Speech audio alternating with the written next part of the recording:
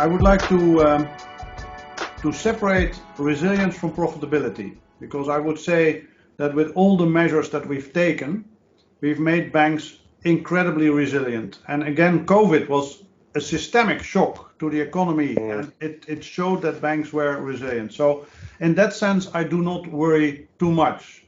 But as it goes, the safest car that you can have is a Volvo locked away in a garage, and it's great, but it will not get you anywhere. And it is this entrepreneurship where we're worrying, where the cost of capital is in this part of the world is relatively high.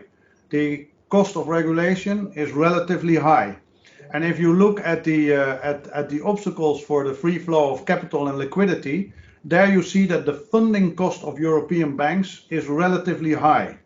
So the profitability is very difficult. And indeed, you sometimes hear our supervisors suggest that there should be more cross-border mergers. But the question then is, of course, can they be more efficient and more profitable? What I find a very worrying trend is that I would say if in 2007 you made a list of the biggest banks in the world, there would be quite a number of European banks present as well.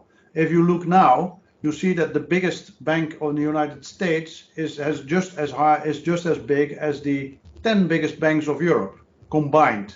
And that means that we've made choices after the crisis on the kind of banks that we need to have. And the question is, can the choices that we make give us the banks that enable us to fund the economy? So profitability is a big concern. And what is worrying is that some of the barriers to that profitability are still hidden within the political choices and the regulation that we have.